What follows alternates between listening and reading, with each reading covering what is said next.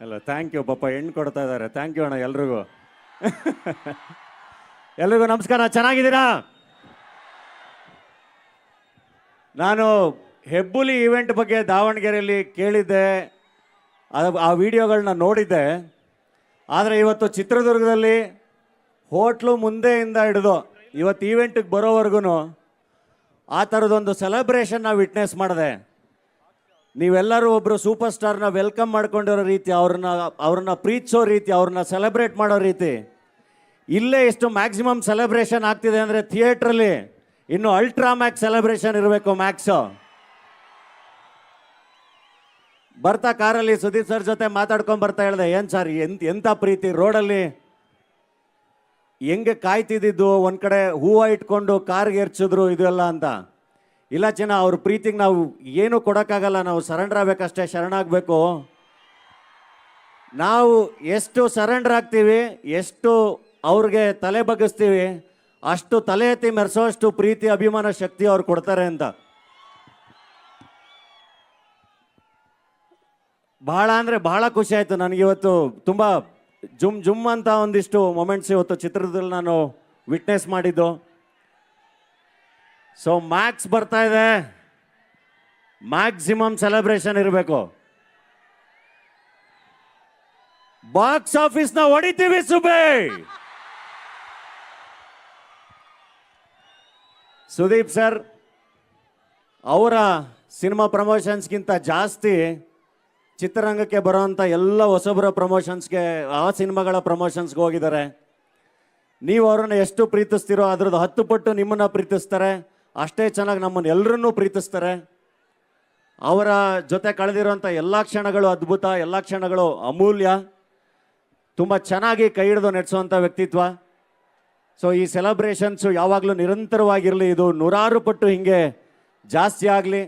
ಎಲ್ಲರ ಮೇಲೂ ನಿಮ್ಮ ಪ್ರೀತಿ ಹೀಗೆ ಇರಲಿ. ಥ್ಯಾಂಕ್ ಯು ಅಣ್ಣ, ಥ್ಯಾಂಕ್ ಯು. ಅಲ್ಲ ಥ್ಯಾಂಕ್ ಯು ಪಾಪ ಹೆಣ್ಣು ಕೊಡ್ತಾ ಇದ್ದಾರೆ. ಥ್ಯಾಂಕ್ ಯು ಅಣ್ಣ ಎಲ್ರಿಗೂ. ಎಲ್ರಿಗೂ ನಮಸ್ಕಾರ. ಚೆನ್ನಾಗಿದ್ದೀರಾ? ನಾನು ಹೆಬ್ಬುಲಿ ಈವೆಂಟ್ ಬಗ್ಗೆ ದಾವಣಗೆರೆಯಲ್ಲಿ ಕೇಳಿದ್ದೆ, ಆ ವಿಡಿಯೋಗಳನ್ನ ನೋಡಿದ್ದೆ. ಆದರೆ ಇವತ್ತು ಚಿತ್ರದುರ್ಗದಲ್ಲಿ ಹೋಟ್ಲು ಮುಂದೆಯಿಂದ ಹಿಡಿದು ಇವತ್ತು ಈವೆಂಟಿಗೆ ಬರೋವರೆಗೂ ಆ ಥರದೊಂದು ಸೆಲೆಬ್ರೇಷನ್ನ ವಿಟ್ನೆಸ್ ಮಾಡಿದೆ.